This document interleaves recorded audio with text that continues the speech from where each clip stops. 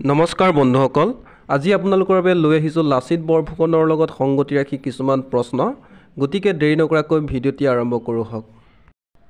আজিৰ প্ৰথম প্ৰশ্নটি হৈছে লাচিত বৰফুকন কোন আছিল? উত্তৰ: আহোমৰ এগৰাকী সেনাপতি তথা এজন সুদক্ষ যুঁজাৰু আছিল। ২ নম্বৰ, লাচিত দিৱস কিমান তাৰিখে উদযাপন কৰা হয়?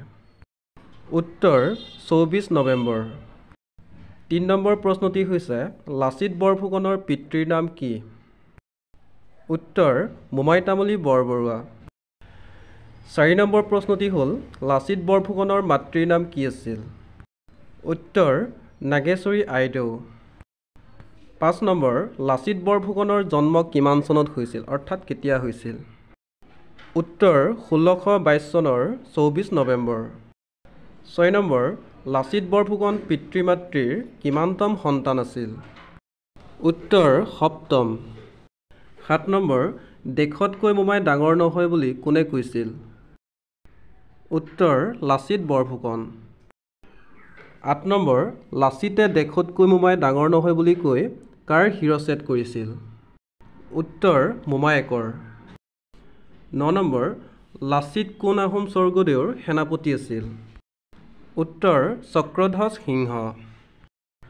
১০ নম্বৰ, লাচিত বৰফুকনৰ ভনীয়েকৰ নাম কি আছিল?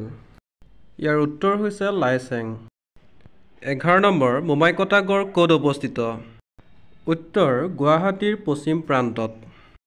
১২ নম্বৰ, আলাবৈ যুদ্ধ কিমান চনত হৈছিল? উত্তৰ: ১৬৬৯ চনত। ১৩ নম্বৰ, আলাবৈ যুদ্ধ কাৰ কাৰ মাজত হৈছিল? উত্তৰ: আহোম আৰু মোগলৰ মাজত। ১৪ নম্বৰ, আলাবৈ যুদ্ধত কোনে জয়লাভ কৰিছিল? উত্তৰ: মোগল। ১৫ নম্বৰ, আলাবৈ যুদ্ধত একেদিনাই কিমান সৈনিকৰ মৃত্যু হৈছিল?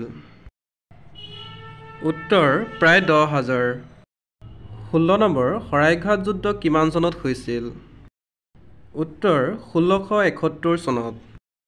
১৭ নম্বৰ, শৰাইঘাট যুদ্ধত আহোম আৰু মোগলৰ সেনাপতি কোন আছিল? উত্তৰ: আহোমৰ সেনাপতি আছিল লাচিত বৰফুকন আৰু মোগলৰ সেনাপতি আছিল ৰামসিংহ। ১৮ নম্বৰ, শৰাইঘাট যুদ্ধত কোনে জয়লাভ কৰিছিল? উত্তৰ: আহোম। ১৯ নম্বৰ, শৰাইঘাট যুদ্ধত মোগল সম্ৰাট কোন আছিল? উত্তৰ: ঔৰংগজেব। ২০ নম্বৰ, লাচিত বৰফুকনে প্ৰথমে কি পদ লাভ কৰিছিল? উত্তৰ: সাঁচতি ধৰা তামুলী। ২১ নম্বৰ, কোনজন মোগল সেনাপতিয়ে লাচিতক প্ৰশংসা কৰিছিল? উত্তৰ: ৰামসিংহ। ২২ নম্বৰ, শৰাইঘাট যুদ্ধত কাক গড়বন্দাৰ দায়িত্ব দিয়া হৈছিল? উত্তৰ: লাচিতৰ মোমায়েক। ২৩ নম্বৰ, অসমত গেৰিলা যুদ্ধৰ প্ৰৱৰ্তক কোন? উত্তৰ: লাচিত বৰফুকন। ২৪ নম্বৰ, লাচিত বঁটা কিমান চনৰ পৰা প্ৰদান কৰা হৈছে?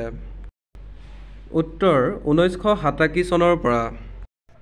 ২৫ নম্বৰ, লাচিত ফুকন কবিতাটিৰ ৰচক কোন?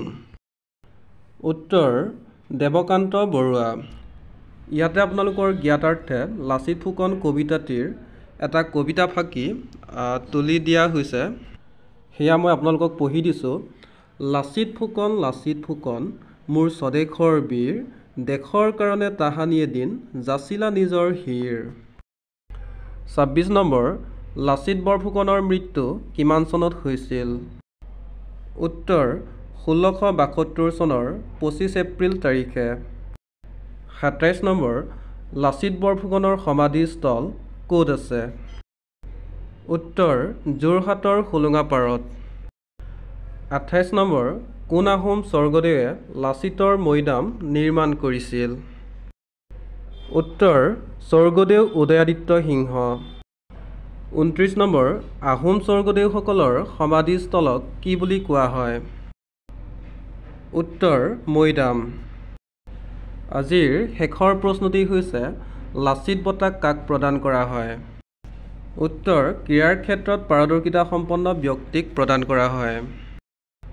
এটা প্ৰশ্নৰ উত্তৰ প্ৰায় সকলোৱে বিচাৰি আছে আৰু সেই প্ৰশ্নটি হৈছে লাচিত বৰফুকনৰ মোমায়েকৰ নাম কি আছিল? এই প্ৰশ্নটিৰ সঠিক উত্তৰ মই পাবলৈ সক্ষম হ'ব পৰা নাই। যদিহে আপোনালোকে এই প্ৰশ্নটিৰ সঠিক উত্তৰ পাবলৈ সক্ষম হৈছে তেন্তে কমেণ্ট কৰি জনাব। ধন্যবাদ। আজিলৈ ইমানেই। পুনৰ লগ পোৱাৰ আশাৰে।